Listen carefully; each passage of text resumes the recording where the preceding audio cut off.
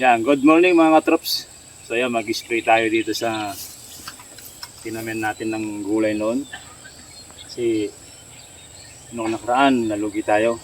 So ngayon, sobrang dumi na, sobrang dami na ng mga tumubong mga damo. So kailangan natin sprayan mga katrops para muling magbalik yung kanyang magandang view at malinisan mabuti. So yung talong, meron pa tayong talong doon na nabuhay. So yung mga iba wala na, so ubos na talaga. Kasi nung nakaraan nalugi tayo mga trops. So ngayon ispire natin para ulitin natin yung pagtatanim ng gulay mga trops.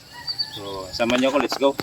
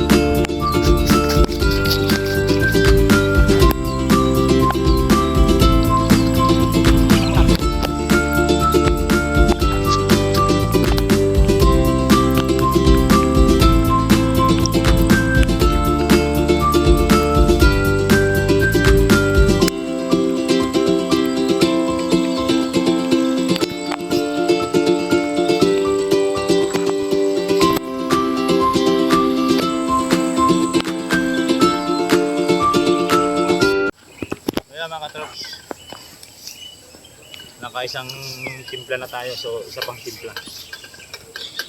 So yan, sagarin na natin yung pag-spray natin para mas maganda. Yan, so isang timpla pa tayo mga trops.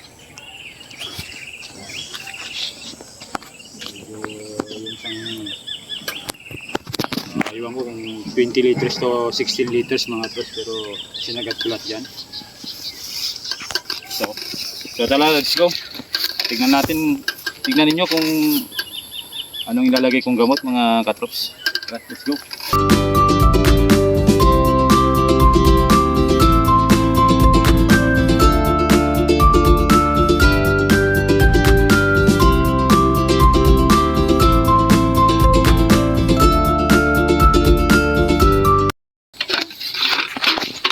Ayan, ilalagay natin ng gamot. So ayan, ilalagay natin. Ayan, Demolition X. Isang tapangan na natin, ubusin na natin ito para minsanan na lang. So ilalagay ko na lahat. Isang sardinas.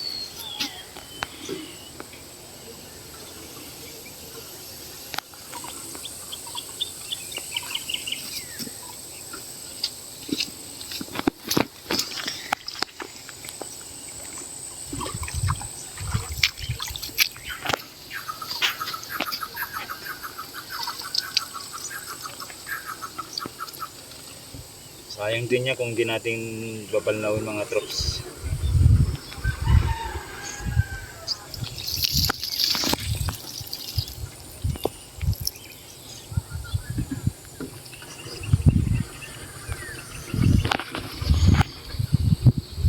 Ayan, trops, nakadalawa na akong dilim ulit. Ayan mga trops, so, pangalawang timpla natin ng gamot para sa mga damo. So tara.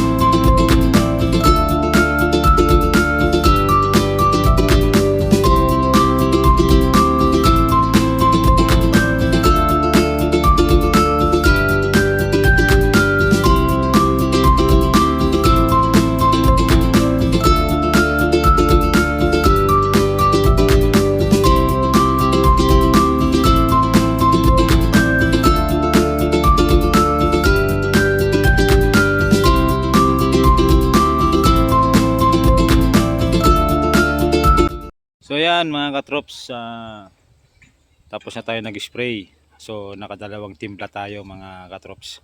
So gumawa ako ng cross at nilagay ko dun sa dulo ng pinag-sprayan ko. Yan. So apat yan na cross. Meron doon at meron yung kulay berde doon, yun sa dulo na yun, berde na yun. So hanggang doon yun. Tapos ito meron din tong kasama doon sa tapat niya. Yung naka-plastic doon. So lagi natin tatandaan mga katrops sa pag mag-spray tayo ng damo o yung pangpatay ng damo. Lagi natin tandaan na lagyan natin ng cross para alam ng mga nag-aalaga ng hayop, kambing, kalabaw, baka o ano man hayop. Kasi kalamitan kasi baka talaga o mga kalabaw. So kailangan natin lagyan ng palatandaan dahil baka papastulan nila na walang ganyan, baka magtay yung kalabaw nila o baka nila. So lagi natin tatandaan mga katrops, tuwing mag-spray tayo, lagyan natin tandaan, lagyan natin ng cross para alam ng may-ari ng animal ay na-sprayan o palatandaan na bakit may cross. So ibig sabihin alam na nila baka nag-spray yung tao dito. So yan. Yan, so kulay berde yan mga katrops. So, siguro mga 3 to 4 o 4 days kamo na lang. Pero pagka 4 days siguro mga mambo ng konti ng after 4 days. So maganda yan. Talagang kulay brown na yan mangyayari dyan sa berde na yan. So yan pang patay ng damo lang papatayin natin kasi nalugi tayo nakaraan dito sa gulayan natin. Hindi natin nabawi dahil tag-araw noon. So yan ulitin natin baka sakaling makabawi tayo. Yan dito. Yan. Taniman natin yan ng ano yan, gulay hanggang doon. So yan. Lahat yan tataniman natin dahil tagulan. So mga katrops, yan.